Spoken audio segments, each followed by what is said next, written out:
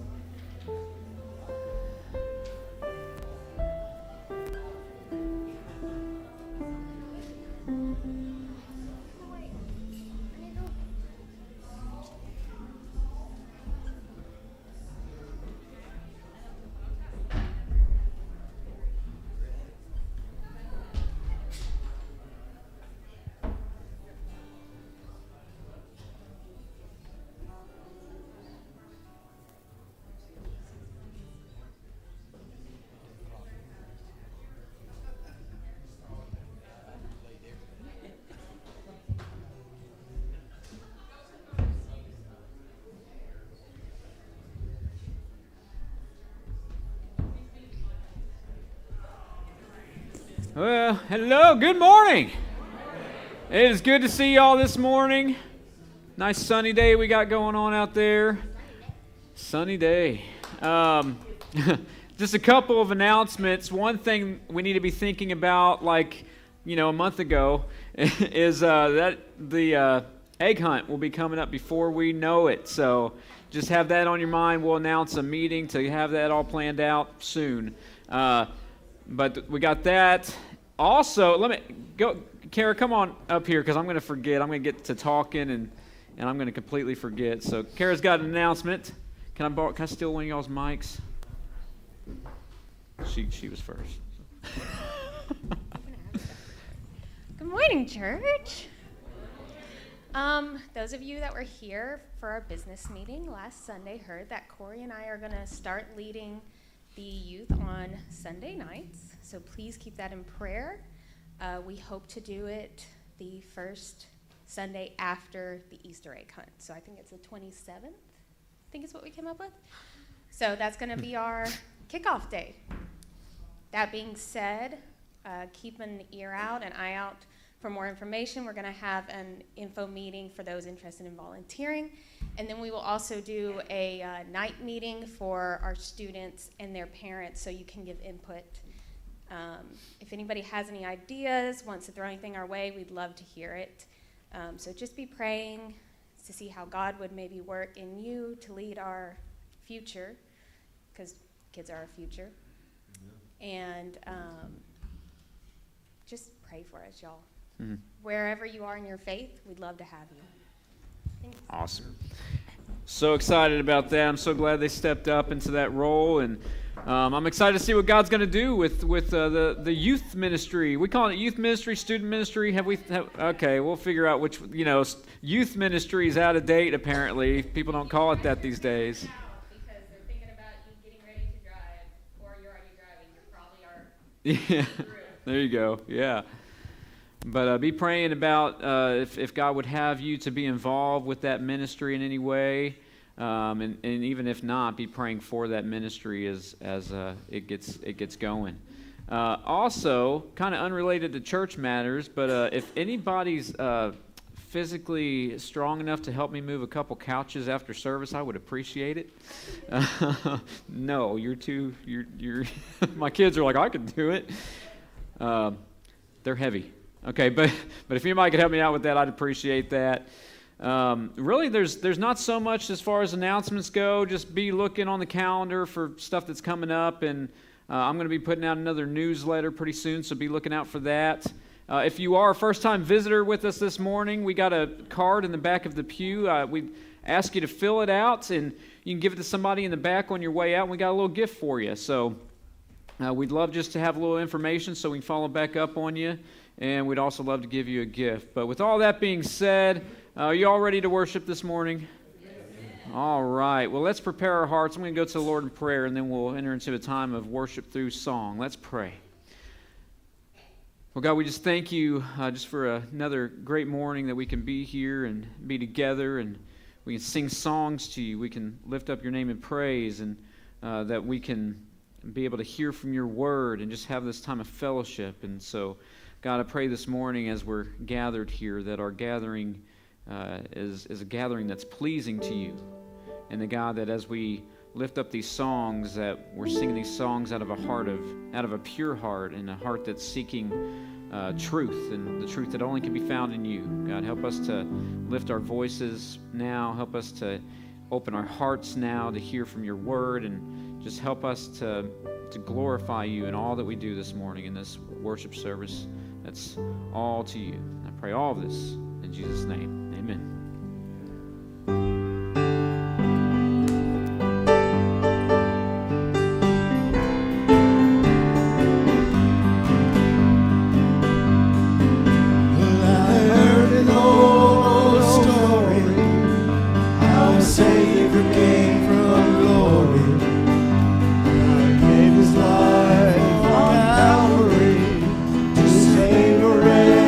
Like me, and I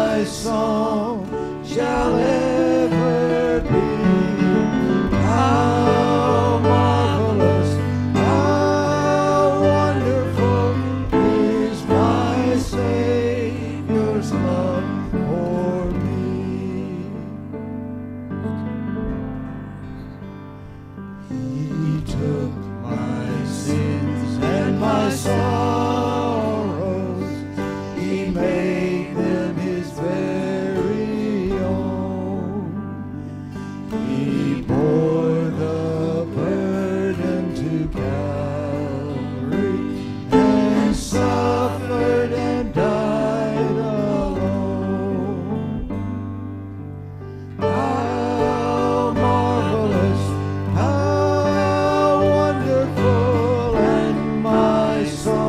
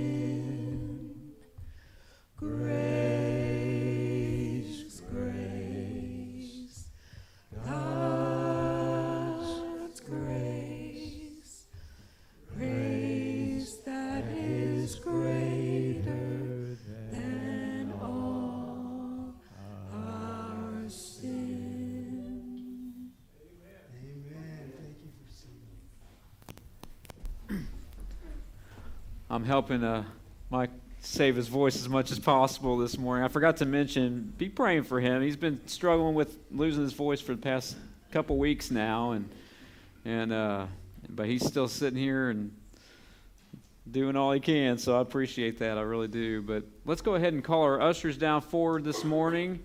And now is also the time for children to dismiss you to Children's Church.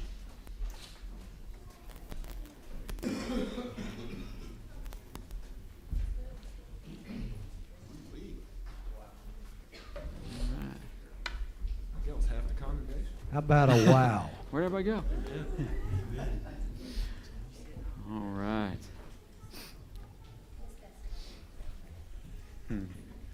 Well, Marcus, would you mind praying for us as we receive our offering this morning?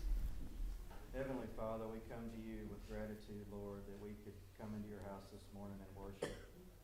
Lord, we just thank you so much for the sound we just heard, Lord, of the children going to Children's Church, Lord, and the wonderful sound that is, Lord. We thank you for all the many ministries that we've got lined up this year, Lord. We pray that people would fill those roles, Lord. We thank you so much for Corey and Kara for taking on this youth ministry, Lord. Just thank you for being with all the ones who are continue to be sick and watch over them, Lord. And just please take this offering and let us do your will with it, Lord, and forgive us where we fail you. All these things in Jesus' name. Amen. Amen.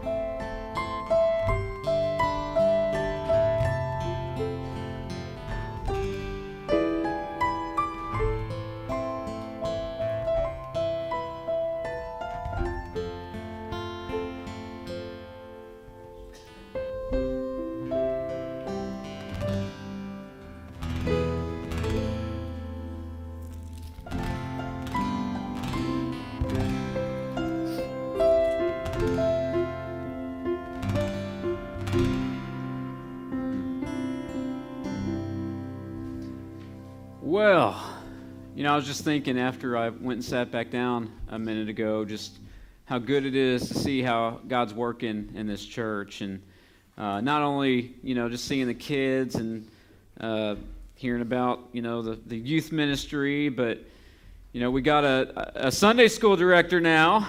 Is it official? I don't know if we've made it official yet. Roger stepped up to be our Sunday school director, so that's amazing. And yeah, we sat and talked, and I was like, hey, just release it on them. So all the Sunday school teachers, be ready. He's coming for it. No, I'm kidding. It's going to be great. Just and I've heard of some other areas where people are willing to step up that I haven't yet confirmed with them. So it's just good to see that. And I don't think I say it enough, but hey, good morning. I just called y'all out. I'm sorry. But the one who's supposed to not be up and out right now, by the way, but hey, I'm glad y'all came to church. But yeah, anyway, I'm so thankful for this church, and I'm so thankful for y'all and seeing how y'all are getting involved in ministry when it's called, when the call comes, y'all step up, and I'm just excited. I really am. I know God's working, and I'm so excited to see what He's going to keep doing in this place. But go ahead and turn to Matthew chapter 6 this morning. We're still there. And we're picking up right where we left off. We had a little bit of a nice, kind of a nice-ish break last week talking about prayer. But we're picking right back up, and we're looking at the hypocrisy of things again. So Jesus he's addressing the inadequacy of the ways of the people at this time. And he's really, what he's been doing as we've been going through it, is he's been really kind of ripping to shreds their man-made system of religious works, if you will. And he's bringing back a proper context that point to the law of God rightfully. And at the root of everything that these people were doing, everything that they were doing that he's calling out here, they're doing everything with the wrong motives or really the wrong heart attitude behind it. It wasn't a heart for God. It was a heart for self, and it's clear, it's evident. And that's what Jesus is calling out here. And this is proven by the fact that everything that they're doing, as he's calling it out, what is he saying? That it's all for show. Everything's for show. It's all for the eyes and the adoration of man is what you're doing this for. And so Jesus is addressing this by calling it hypocrisy. And he addressed an area of their hypocrisy and how it relates to their relationship with fellow man in the way that they give. And he addressed their hypocrisy and how it relates to the relationship with God in the way that they pray. And today we're going to look at how he's addressing their hypocrisy even in how they deal with their own self. Now I want to remind you that all these areas have to do ultimately with God. All these, the way that they deal with fellow man ultimately has to do with how they deal with God. The way that they deal with their self, as we look at today, is ultimately how they deal with God. And so he's addressing these things, though. And so we're going to go ahead and take a look at Matthew chapter 6, starting in verse 16. And so I'm going to ask, if you're physically able this morning, if you would stand out of the honor and reverence to the reading of God's Word. Starting in verse 16, it says this: "And when you fast, do not look gloomy like the hypocrites, for they disfigure their faces, that their fasting may be seen by others. Truly I say to you, they have received their reward. But when you fast, anoint your head and wash your face, that your fasting may not be seen by others, but by your Father who is in secret, and your Father who sees in secret will reward you." It's been the reading of God's Word. Let's pray. But God, this morning as we come to your Word, come to look at your Word, I pray that you'll open it up to our eyes, to our ears, to our hearts. God, help us to truly understand what it is that you want us to see in the subject of fasting this morning. Help us to understand it clearly despite the context of our culture that we live in. Help us to understand it the way that you mean for it to be. And God, if there's any of us in here that we're in an area of this that Jesus is addressing, that we'll see it clearly, God, and we'll repent of our ways that are against you, and we'll come to you in the truth, come to the loving arms of our Father who is the ultimate source of truth, and that's you, God. Help us, and help me this morning as I deliver your word. It's in Jesus' name I pray. Amen. So, when it comes to the idea of fasting, it's really a unique subject for us to look at, because on one hand, fasting's a foreign concept to our society today, on one hand. On the other hand, it's going to sound like a contradictory statement, it's everywhere around us, and it's promoted within our society today. And you're like, well, how does that make sense? How do you put both of those things together? Well, the reason it's foreign is because of all the promotions of fasting that are going on, they're not what the Bible says that it's intended for. A big part of the promotion of fasting today has to do with what? Getting skinny. Yeah, weight loss, dieting. That's what it has to do with. People go on a water-only fast for so many days just to lose weight. There was a book written, and they took biblical principles, and has anybody ever tried to do the Daniel fast?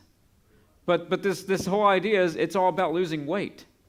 And so it's where you eat certain types of food but not others, fruits and vegetables, nothing else. In a church in Missouri where I served on staff, I was the associate pastor there, and our senior pastor actually required me to fast in the month of January, and the fast was the Daniel fast. That's the fast that I had to do. And so out of a submissive spirit, I tried to do it, even though I didn't feel that it was right to require a fast of me. But that lasted about 2 weeks. And, the heart behind all that, and there's a whole lot more to that whole story that I don't have time to go into today. But, I lasted about 2 weeks on that fast. But I did discover a recipe during that time. It was kind of like a cheat on the fast, because you weren't supposed to have like sugar, like granulated sugar, but you could have honey. And so I took a tortilla, and then I took peanut butter, cut up some strawberries and bananas, and then did some honey and cinnamon on top of it, put another tortilla on it, and then fried it in a skillet. And it is to this day one of Kelsey's favorite snacks that she makes me make all the time for her now. So, and I don't eat it now, but anyway, it's pretty good. You should try it. But anyway, there's the Daniel fast. There's intermittent fasting. Has anybody ever done the intermittent fasting? That's where people will eat meals within a certain time period throughout the day, and then they go like 16 hours or something without food. And I've done that before, and the whole goal of that is to let it gives time for your body to burn off all the sugary stuff that you eat throughout the day, so then you go into like ketosis or whatever. It does work, but that's one. And then a new trend popped up, a few years back, where people were all about fasting from social media for a certain period of time. I'm going on a social media fast. If you don't hear from me, it's because I'm on a social media fast. And while I do think that people probably do need to get off of social media for a while, some people like more than others, the whole promotion for it was just so ridiculous, because the promotion for it was something along the lines of, you can't do a food fast, so do this one instead. It's like the idea was trying to be spiritual about it, like you can't fast from food, so fast from social media instead. And anyway, the whole promotion was just kind of crazy. And I think Kelsey actually kind of took and ran from that same kind of promotion and tried to apply that to meat and tools for a period of time, more specifically buying tools.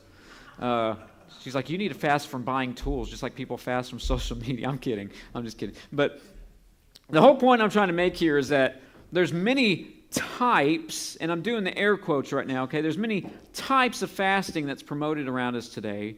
I mean, it's everywhere in our culture. There's a whole section in the bookstore about it. But none of those are really biblical. And even the ones that try to sound biblical, they're really taking things out of context and end up being about a diet at the end of the day. And so, therefore, fasting properly is a foreign concept to us. And I think in order for us to understand what Jesus is saying here in this text is, first we need to understand what fasting is really all about. We really need to get to the root of, well, what is fasting as we look at it biblically speaking? Well, let's just walk through just a few scriptures, first of all, about fasting, which I'm going to say this, fasting is all over Scripture. From the Old Testament to the New Testament, you see it all over. But we're just going to take a look at a couple. Joel 2 verse 12 says, "Yet even now, declares the Lord, return to me with all your heart, with fasting, with weeping, and with mourning." Ezra 8:23 says, "So we fasted and implored our God for this, and he listened to our request." Psalm 69 verse 10, "When I wept and humbled my soul with fasting, it became my reproach." Exodus 34:28, "So he was there with the Lord 40 days and 40 nights. He neither ate bread nor drank water, and he wrote on the tablets the words of the covenant, the 10 Commandments." Nehemiah chapter 1, "As soon as I heard these words, I sat down and wept and mourned for days, and I continued fasting and praying before the God of heaven." Let's go to the New Testament. Those are all Old Testament. Let's go to the New Testament. Acts chapter 13. "While they were worshiping the Lord and fasting, the Holy Spirit said, 'Set apart for me Barnabas and Saul for the work which I had called them.'" And then in Acts, the next chapter over 14, "And when they had appointed elders for them in every church with prayer and fasting, they committed them to the Lord whom they had believed." Now that's just a drop in the bucket of verses about fasting that we see in Scripture. And when we look at biblical fasting, there's a few things that we need to notice. One is that fasting is always accompanied by a seeking of the Lord in prayer. You don't see fasting without prayer. You can have prayer without fasting, but you don't see fasting without prayer. They go together like a peanut butter sandwich dipped in chili. Has anybody ever had that? Are y'all judging me right now? Oh, man, your faces. Kelsey did that same thing. Listen here for just a second. Okay? I was born in the great state of Missouri. And I think that's where that whole thing came from. But next time you make some chili, just get a piece of bread, just some peanut butter, not jelly, just some peanut butter, another piece of bread, cut it diagonally, okay? Don't cut your sandwich like a weirdo. Cut it diagonally so you got like the triangles. And then dip that thing in some chili and take a bite. No, seriously, I promise you, your world will change forever. Whatever, okay. Peanut butter and jelly then. How about we'll use that. That goes together. Fasting and prayer go together like peanut butter and jelly. We'll use that, even though the peanut butter and chili is better. But also, in the New Testament, nowhere do you see a requirement for believers to fast. You don't see that in the New Testament. And as a matter of fact, when you go to the Old Testament, the Jews were only commanded to fast on one day, and that's the Day of Atonement. That's the only time that they were commanded to fast. And so, if I, for example, were to command the church, okay, air quotes again, if I were to command the church that everybody in our church needs to go on a fast for something, we need to go on a fast for a new church bus. But if I were to try to command that, I'd have no biblical warrant or authority in which to make that type of command. Which there are churches that think that they can make that kind of command on people. But that doesn't mean that it can't be suggested or recommended, okay? So next time, if I'm counseling one of you and you're going through and I say, you should probably fast for a while, I'll be like, you said you can't tell us to do that. Well, I can suggest it, okay? Fasting's not a bad thing. After all, I mean, Jesus sometimes fasted. His followers fasted on occasion too. When we see fasting, we see it played out in a few different ways. Some commentators, okay, and I'm using the word commentators because I don't necessarily agree with all of them, but some will say that there are fastings that don't involve food.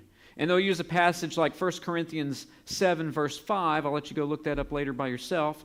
1 Corinthians 7, verse 5, as an example of this. But when I look at 1 Corinthians 7, verse 5, I see that not so much as fasting requirement, but as a call to abstain from something. There is a difference. And so I believe if we're to understand fasting biblically, and if we're to understand fasting especially contextually to our passage of Scripture this morning, then we need to understand it in the area that's relating to food. To food. Now, I don't know about you, but I like food. I like food a lot. Ask me about pecan pie. It is my new weakness. I've told you all about my diet, right? Meat only. Pecan pie comes my way, and I struggle. I'm going to be honest with you. I like food. I really do. I love to grill. I love to smoke foods. I just love food. And if I could take a guess, I'd say that I'm not alone in that, right? I'd say that everybody likes food. And unless you got some kind of disorder that makes food just taste disgusting anytime you eat it, no matter what the food is, I would say that everybody likes food. And so everybody enjoys food.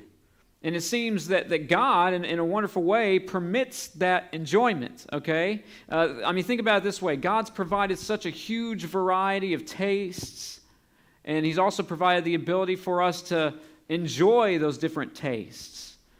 And so I'm just going to say that it was designed that way by God, that He didn't just give us one taste and that's all we get, like some kind of animal eating grain all the time, but He gave us a variety of tastes. And, it's not just food that God wants us to enjoy. Sometimes we can get so, what's the word I'm looking for? We can get so strict on things like, we're just such fallen people. We can get so much on that bent that we forget God wants us to enjoy some things in life. He wants us to enjoy smell even, which sometimes can backfire, okay? Smell can backfire on us in the area of enjoyment, but when it's good, right? Who likes the smell of coffee? You're either like, okay, who does not like the smell of coffee? Okay, oh, wow, okay, thank you, good. I'm with y'all. Some people, either they love it or they hate the smell. Some people love the smell and hate the taste, but a lot of people love the smell of coffee. And I could be in a horrible mood, but if I smell coffee, it just seems to make everything better. That's why if you go in my office, you'll see, I got those little wax things that melt. 4 different versions of those are coffee flavored. It's coffee scented ones. I don't drink the wax, but they're coffee scented ones because I love the smell of coffee. And so we get to smell. We get to see things in color. That's another thing God lets us enjoy.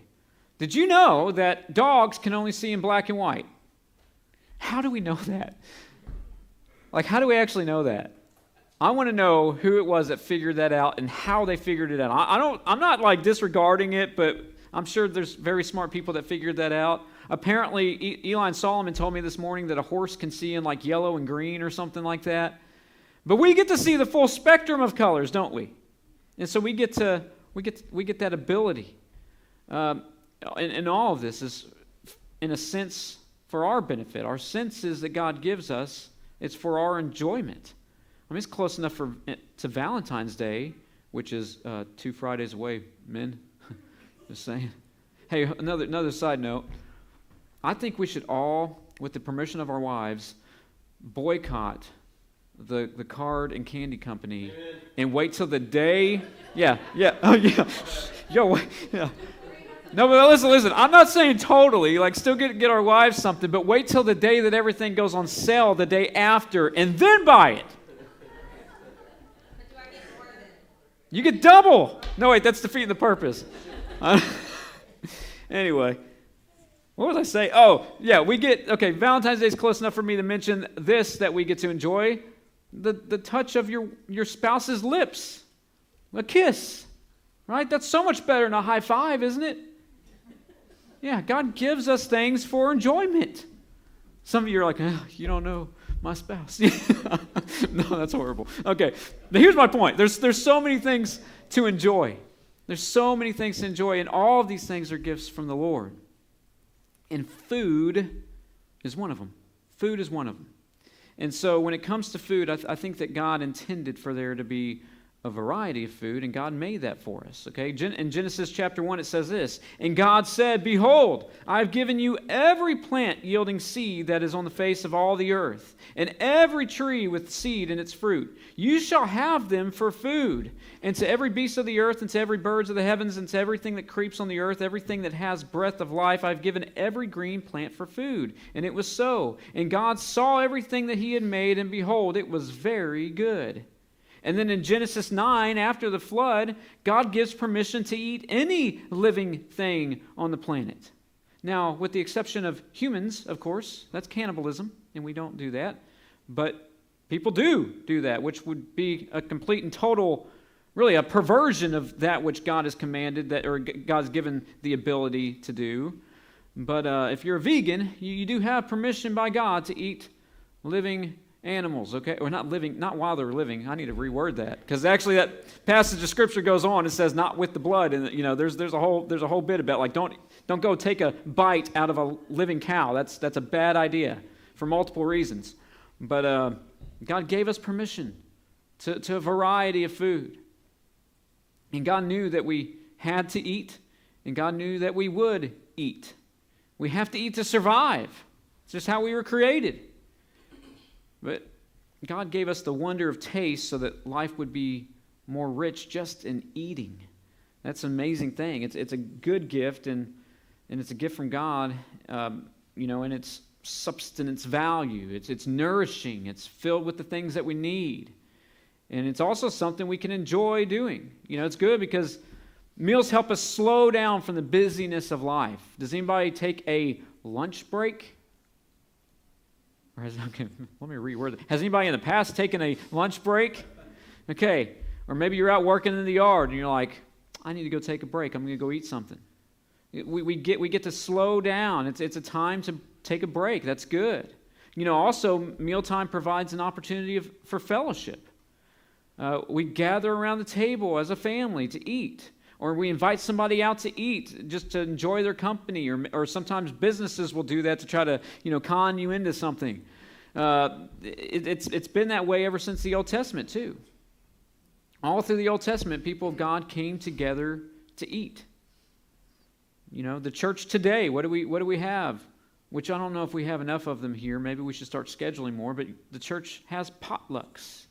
And I'm going to say this, I think this started in the New Testament during the time when they would break bread, because you'd see this done in the early church, and the way that they would do it suggests that there was a meal that accompanied the Lord's Supper every time the Lord's Supper was taken up. How y'all feel about that? Okay, I like that idea. But food provides sustenance. It just provides that. It provides enjoyment. It provides relief or a break from the busyness of life. It provides fellowship. And I would say if we consider that we're blessed to even have a meal, then food can even provide an aspect of worship. Because every meal that we eat is a gift from the Lord. We just talked about the Lord's Prayer last week, right? Which says what? Give us this day our daily bread. It's a recognition that the source of all of our sustenance is God himself, and who grants us the food in which we eat. Food's a good thing. I'm trying to say that. We should be thankful for food. Now, at the same time, this isn't a permission to go and be a glutton, right? Be smart about what you eat. Don't go and overeat. But I think that some people can look at the blessing of food and they can disregard it, that it is, in fact, a blessing from God. And some will even fast just simply because they look at this blessing of God as a curse. Some will fast just for that reason alone. And so all this to say, it just makes so much sense that biblical fasting has to do with food, especially when we look at the verses surrounding fasting. Now, in the day of Jesus here, for these people, fasting had become a huge part of their whole society, of their whole system. This was part of their life. This was part of their culture. Just like they would go and they would just pray every third hour of the day. It was just part of their built-in life. Like, it's the same thing here. Fasting was so ingrained in their society. And what had started as a true, heartfelt fast had turned up as a point of hypocritical, self-righteous show in front of men. That's what it's had become. And on one hand, you would have some people that, just as I talked about the blessing of food, how I mentioned how food is a blessing from God, you'd have some people that would take that to the extreme.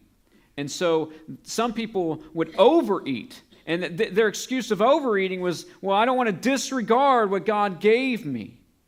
And so they're using that as an excuse of their gluttony. So they thought that they were being holy by withholding nothing at all. Well, who am I to not take this gift from the Lord? And they were just stuffing their mouths to the point of where they were making themselves sick. And that was their claim, that they were holy. And so you had that extreme, but then you had another extreme of people that wouldn't eat anything. And that was their claim that they were holy. Just simply, I'm just not going to eat. And these were the self-righteous ones who said, hey, I'm fasting. They're the ones that made sure everybody knew that they were fasting. So they'd look holy and righteous and all spiritual because of their abstaining from food. And what these people would do is they'd put on these faces of suffering, and they'd kind of just mope around, like, oh, look at poor little me. Do you see my sad face? They'd mope around. They'd cover their face even with ash. And the whole point behind that is to try to make themselves look more pale and malnourished. And, can you believe? It's like, oh, what's that on your face? No, that's just normal. That's just the complexion of my skin from my fasting. It's like, rub it off, right? I don't know how they thought that would fool anybody, because it didn't. But this would be, all this would be just so people would know that they were fasting because they were such holy people. Look at me. And these are the people who Jesus is actually correcting here in Matthew chapter 6. Let's look back at the text one more time. Verse 16, and when you fast, do not look gloomy like the hypocrites, for they disfigure their faces, that their fasting may be seen by others. Truly, I say to you, they have received their reward. So he calls them the hypocrites, right? What do we say about the hypocrites? These are the people that are putting on a show. These are people like stage actors. The people that put on a different mask over their face to hide who they truly are and try to put on a front for others to adore them, to applaud them, to recognize them. And so these are people who are not sincere in heart in what they're doing. What do? They put on a gloomy face. They disfigure their faces. Right here it says, for they disfigure their faces or that their fasting may be seen by others. That's this whole word disfigure here means to like annihilate. Okay, and that's a weird word to use, but this putting on of the ashes all over their face and all of this is what it's talking about. You're getting rid of that which is normal, and you're trying to change it. You're trying to change it into something completely different, and so that's what they're doing. Why? So they may be seen by others. And once again, Jesus mentions this before, or he mentioned this before, and just like he mentioned before, they have received their reward. What's their reward? That they were seen by men. Congratulations. I'm fasting. Look at my ashy face, right? Congratulations. People know about it. You've been paid in full. Everything that's owed to you now is given to you because men recognize you. Good job. And Jesus is calling this out. The hypocrites. So in other words, don't be like them. Don't do this. There's no point. There's no point. Would you really starve yourself to get a little bit of an applause from man? All of that just for a little bit of acceptance? It's meaningless. It doesn't please God. It doesn't make God happy. Now let me say this. I don't have time to go into an in-depth study of this. We could break this sermon into multiple weeks, but if you look at times where fasting is mentioned in the Bible, if you look at the different times, it brings about this conclusion, and that's that fasting comes in certain times, okay? And here's the different times that fasting is called for or comes in. It comes in times of lament. It comes in times of sadness. It comes in times that call for deep prayer. It comes in times that you need protection. It comes in times that you've been humiliated. It comes in times of charity. It comes in times of condemnation. What did the people of Nineveh do when they heard that God was judging them? What did they do?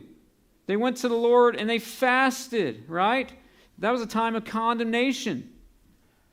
It comes in a time of seeking the will of God. And even it comes in the time before receiving or before giving the Word of God. Fasting is a certain dedication to God which sets us apart to God in order to be so alone in a spiritual struggle so to the point to where there's no need for food. That's what fasting does. And so, what would be the purpose of fasting so that you could appeal to man in doing it? What would be the purpose? There is none. It has nothing to do with them.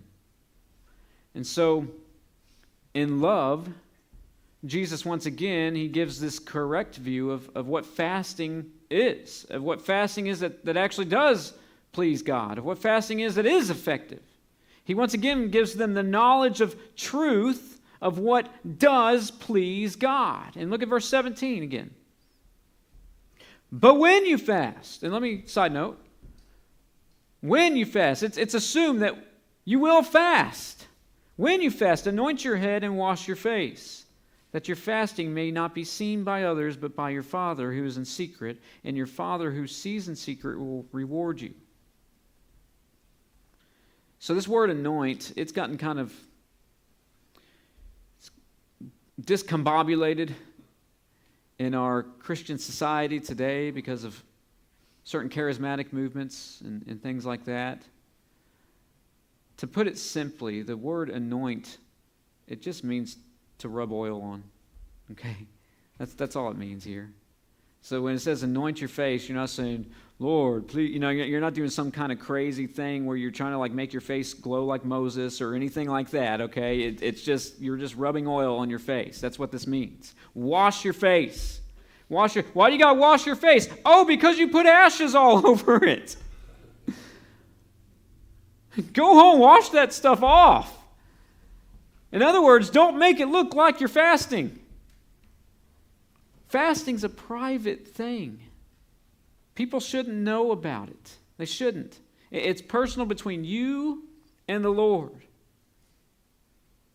If you can't keep anything between yourself and the Lord, if God's not good enough to be the only one to know something that's going on with you, if you got to run to somebody else and let them know what you're doing because you need a bigger audience than God, then my question is, do you really have a real relationship with Him?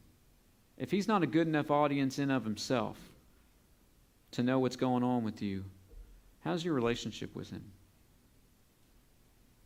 Now, when you fast, look like you do every other day of the week. As you deprive the flesh of what it wants, remember this, that man shall not live by bread alone, but by every word that comes from the mouth of God. Does that sound familiar? Does that sound like something that Jesus might have spoken to Satan when he was being tempted as he was fasting? Yeah.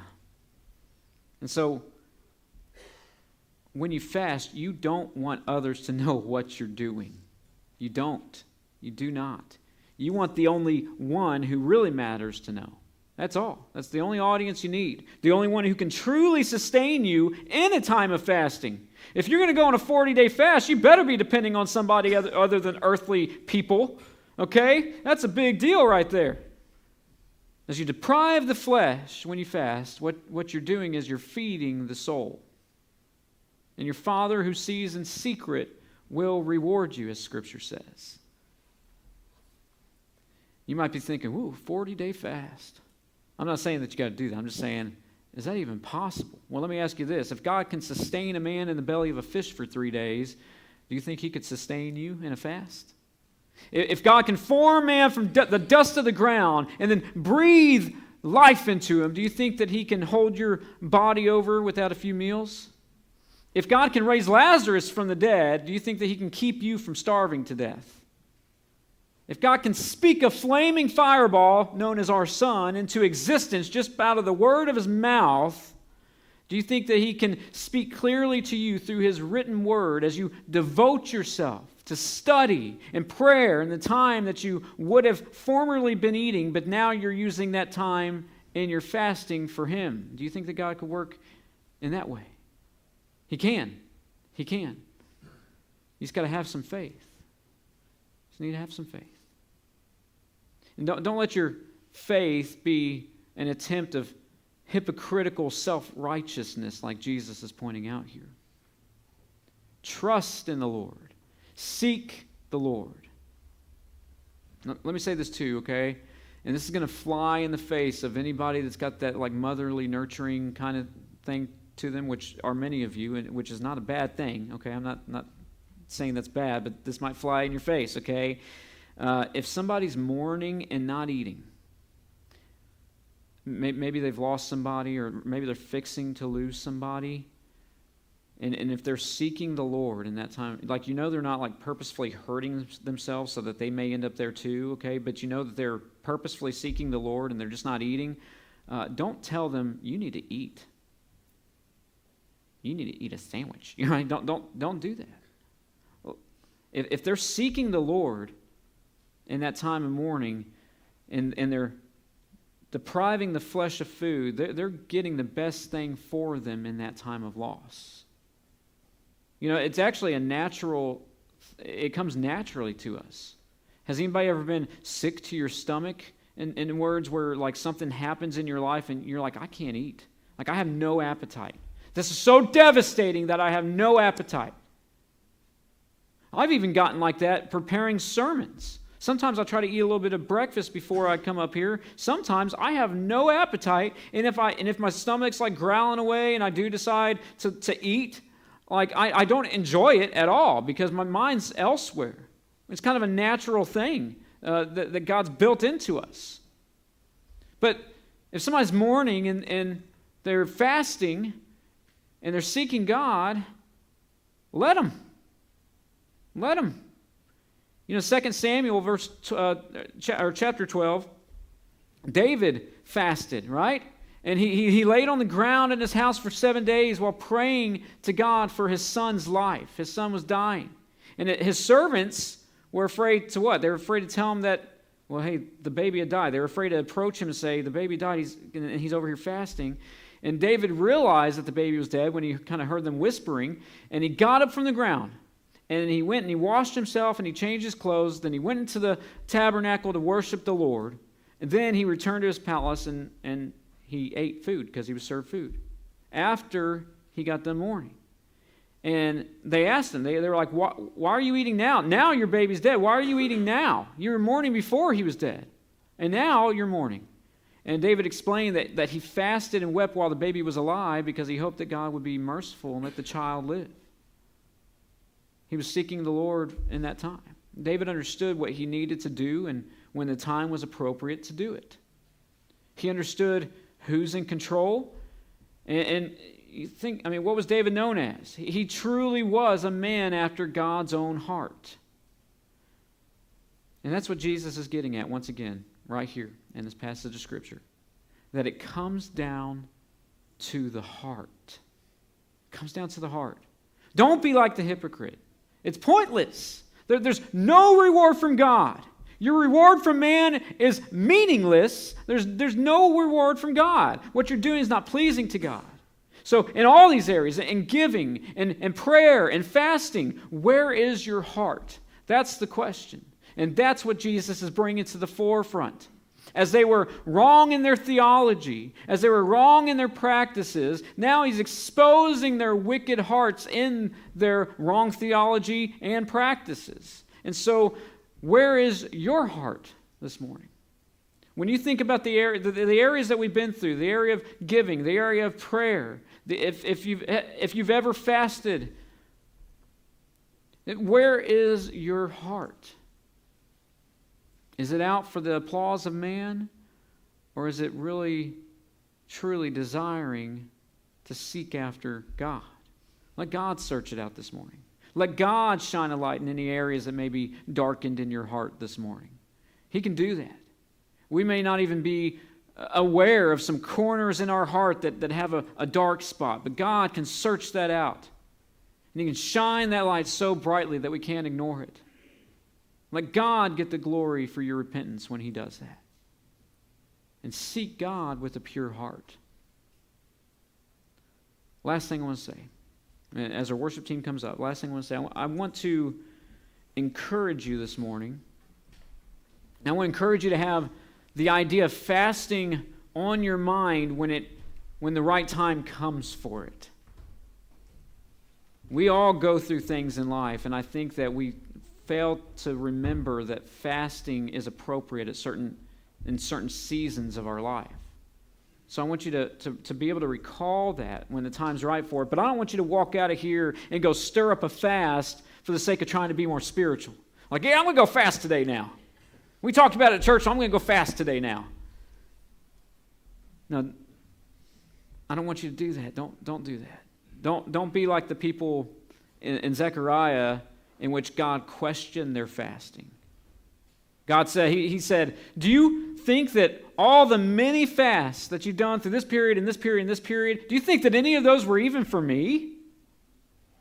In other words, He didn't accept their fast because they were illegitimate fasts. And they were illegitimate because their life didn't reflect any change that the fast should have brought about.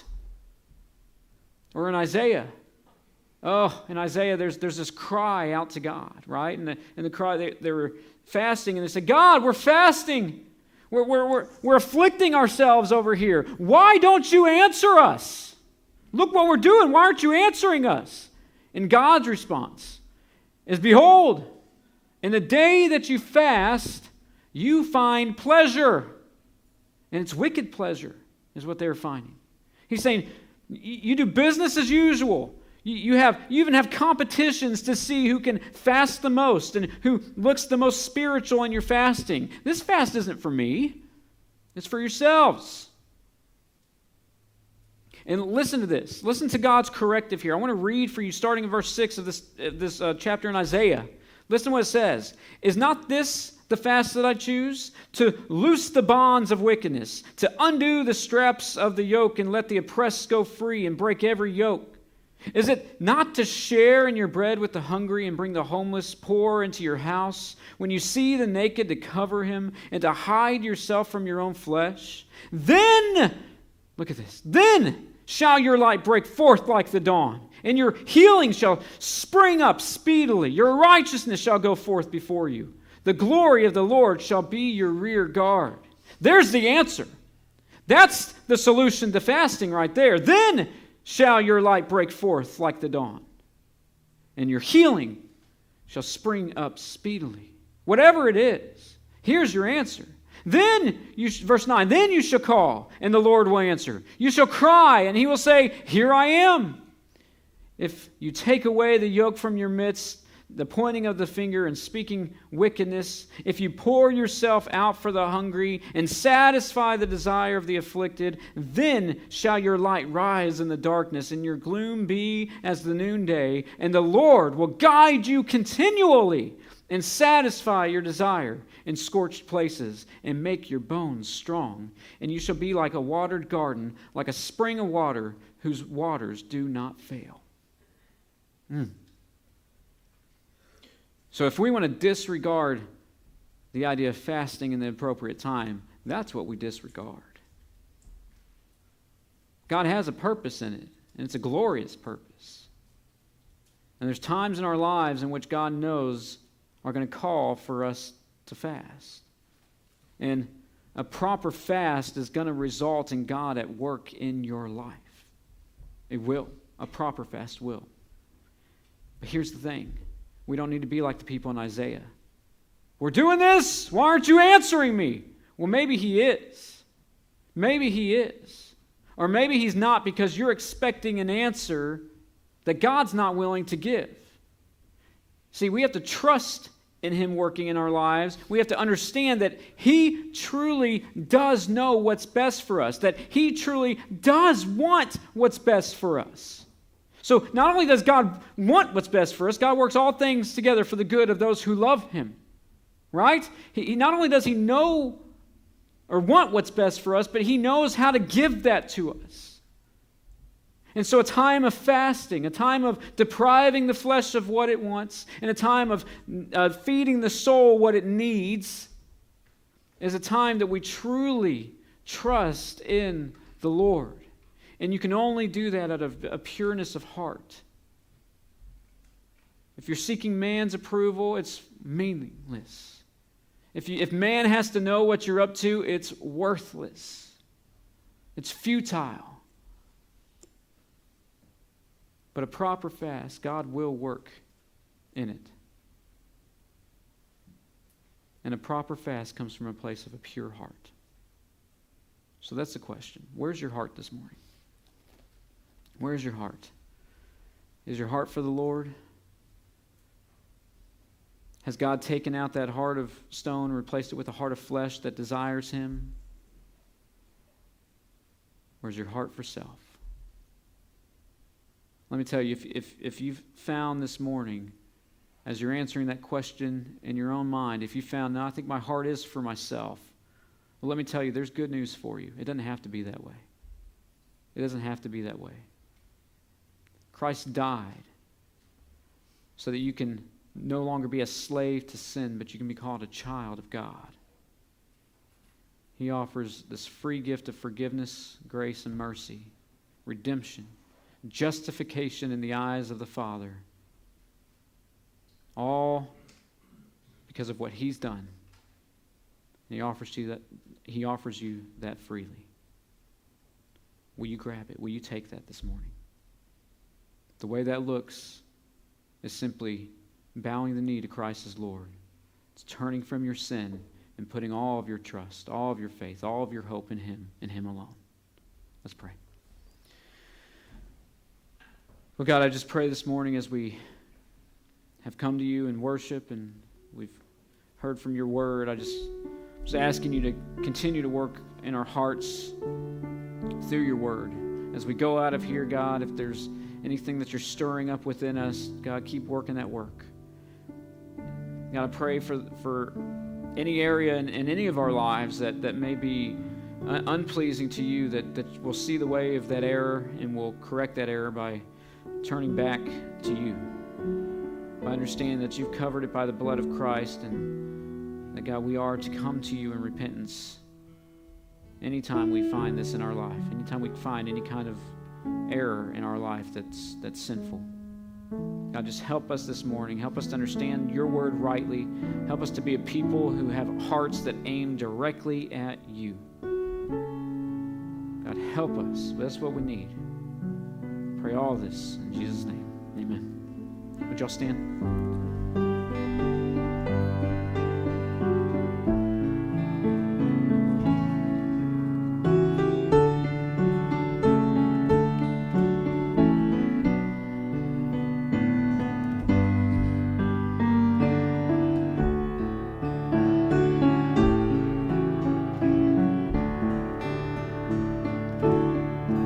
Oh, soul, are you weary and true?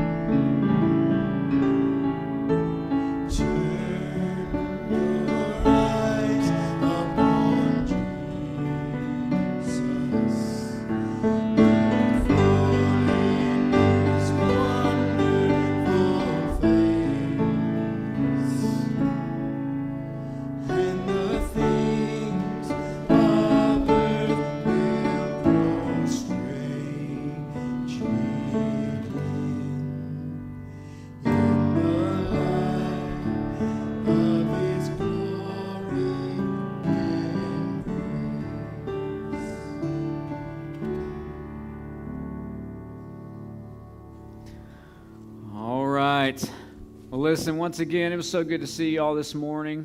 Just want to encourage you, once again, be in prayer about how you can get involved with the various different ministries that God's calling us to here at this church. And you know, I just want to encourage you in that way. God has made you for a purpose, and just seek out what that purpose is and how God would have you be a part of active involvement in the body which He's called you to. Listen, hope you all have a great day today. If anybody can help me, come see me, okay? Muscle people. It's got a few items to relocate, okay? But that's all I got. I hope you all have a blessed day today. Hey, when you go to the restaurant, whichever restaurant you go to, ask your waitress or waiter how you can pray for them. That'll throw them off guard, and then pray for them, for real, you know? All right. See y'all later. Y'all have a good day.